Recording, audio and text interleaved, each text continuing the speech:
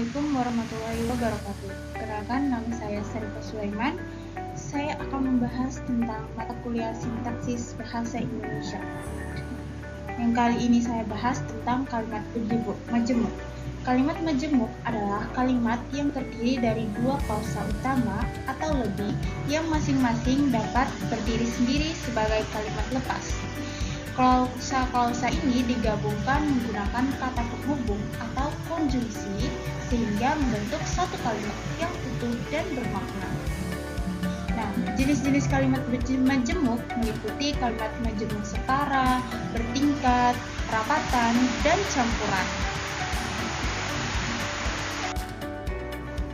Baik, setelah kita mengenal tentang jenis-jenis kalimat majemuk, yang kali ini saya akan fokuskan untuk membahas tentang analisis kalimat majemuk setara, di mana di dalamnya kita akan mengetahui tentang kategori sintaksis dari sebuah kalimat, peran sintaksis, fungsi objek, fungsi subjek berdasarkan jumlah kalimat.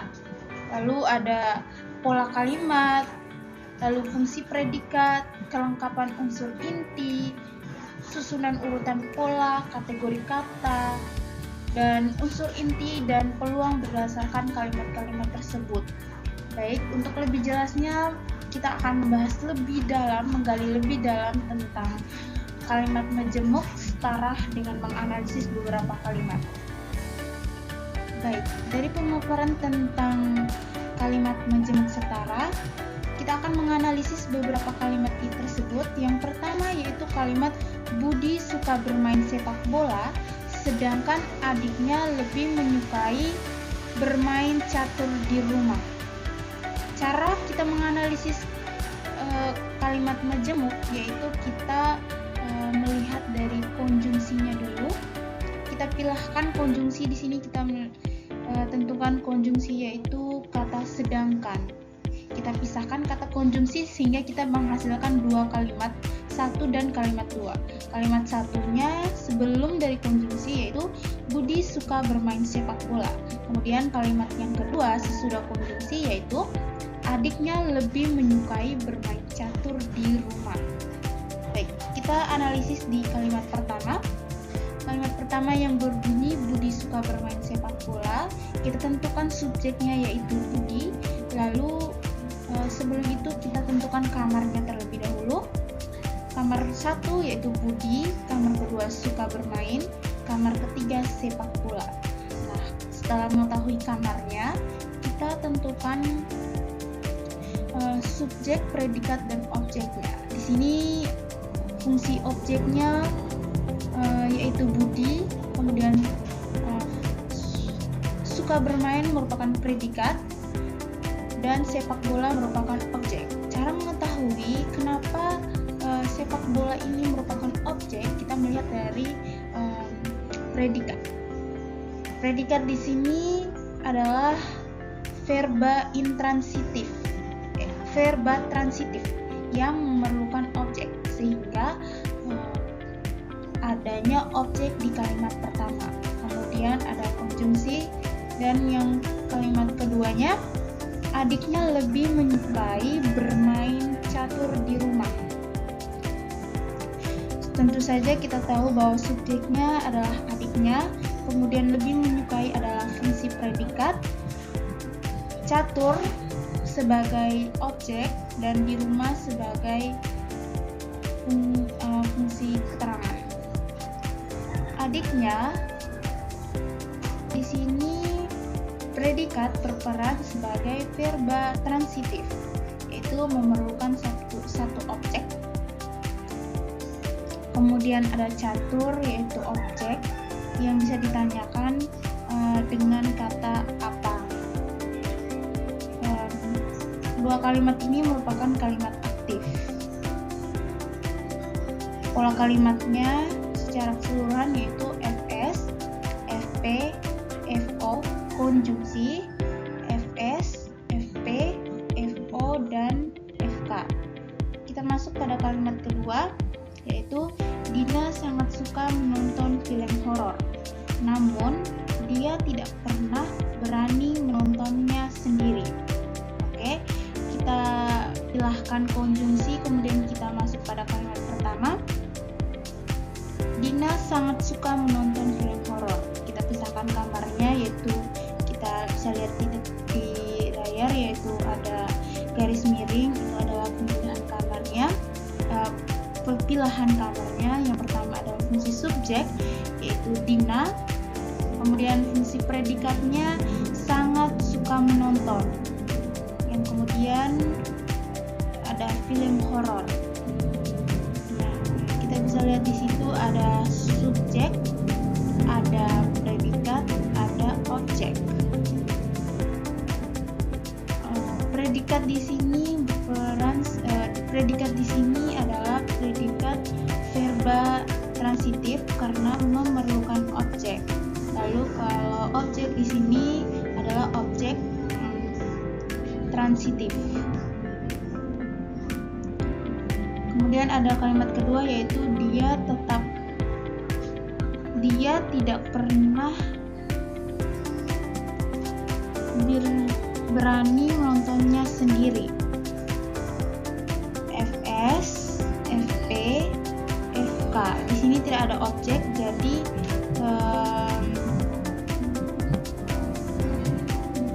kita sebut dengan verba intransitif. Dua kalimat ini adalah kalimat agent atau kalimat aktif. Kemudian nomor ketiga, Pak Agus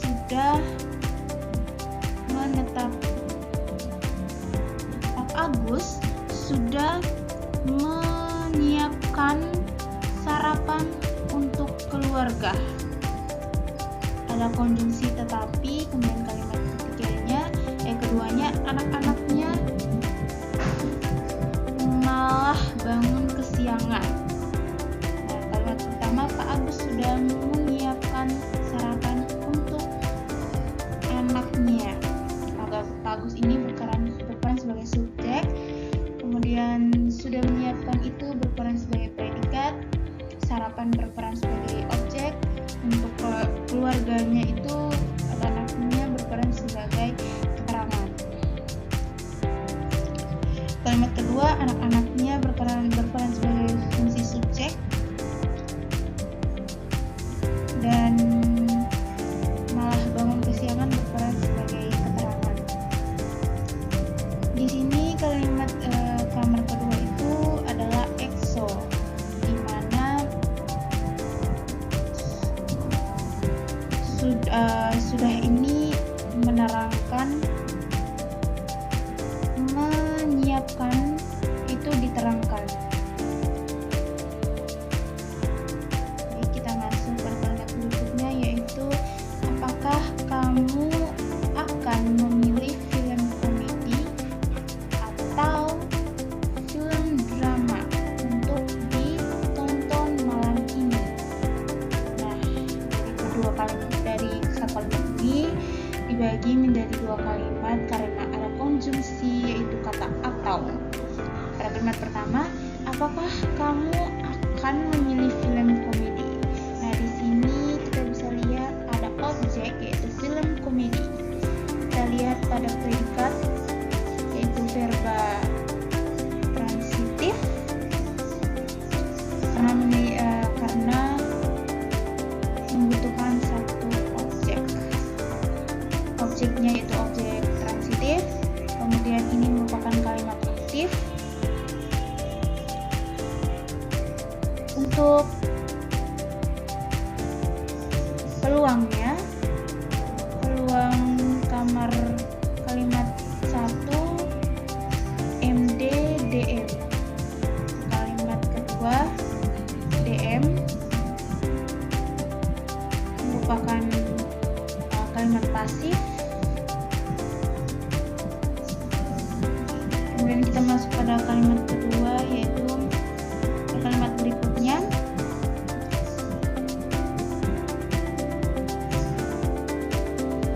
Apakah kamu ingin makan malam di restoran atau kamu memesan makanan untuk dibawa pulang? Kita sudah tahu bahwa konjungsi itu adalah atau. Kemudian, apakah kamu ingin makan malam di restoran? juga merupakan konjungsi. Lalu kita dapat kalimat satu, yaitu kamu ingin makan malam di restoran. Di sini tidak ada objek karena verba tidak membutuhkan objek. Di kalimat kedua predikat tidak membutuhkan objek. Maka polanya yaitu FS, FP, FK. Kemudian yang kedua, kamu memesan makanan untuk dibawa pulang. Nah, di sini juga ternyata ada objek. Jadi pola kalimatnya FS, FP, FO, dan FK. Nah, ini merupakan kalimat aktif karena subjeknya itu melakukan aksi. Kemudian ini kalimat satu, peluangnya MD, merupakan verba intransitif. Lalu yang berikutnya, saya akan memilih buku novel atau buku non-fiksi untuk dibaca. Nah, di sini kalimat pertama, saya akan memilih buku novel. Ataunya merupakan konjungsi. Jadi polanya FS, FP, dan FO. Jadi di sini merupakan kalimat aktif. Peluang kalimat pertamanya MD dan merupakan verba transitif untuk kalimat pertama. Kalimat keduanya juga verba transitif karena membutuhkan objek di predikat. Kemudian kalimat keduanya, saya ingin pergi pantai itu, tetapi saya harus menyelesaikan tugas sekolah terlebih dahulu. Itu bisa dilihat fungsinya itu subjek, kemudian ada predikat, ada keterangan, merupakan verba intransitif dan kalimat aktif. Peluangnya MDDN. Oke. Baik, ini juga beberapa kalimat yang sudah ditentukan objek, subjek, dan predikat, juga keterangannya sudah ada. Ada beberapa kalimat yang sudah dianalisis berdasarkan kalimat model setara. Di sini juga ada kalimat saya akan pergi ke konser musik rock.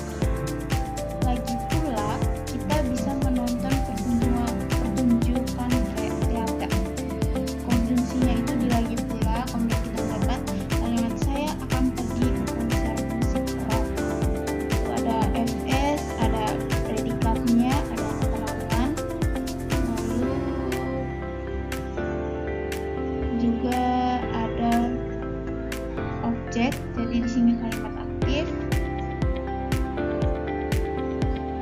verba intransitif. Ini kalimat terakhir, analisis terakhir, yaitu kami pergi ke pantai untuk berenang, serta kita bisa berkunjung ke taman hiburan. Kata kami menjadi subjek, pergi menjadi predikat, untuk berenang menjadi keterangan.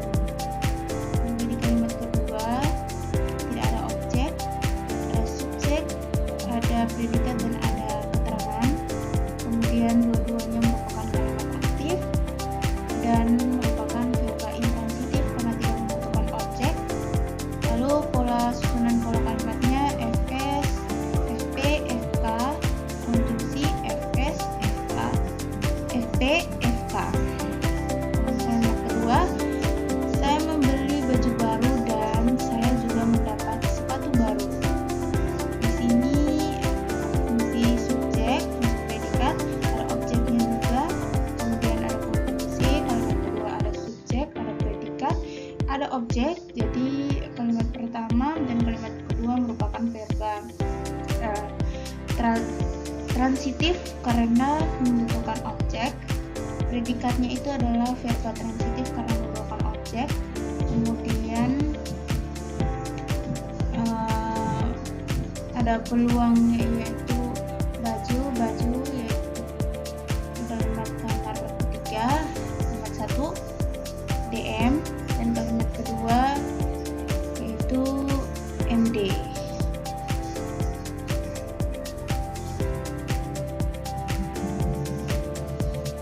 Tadi adalah beberapa analisis tentang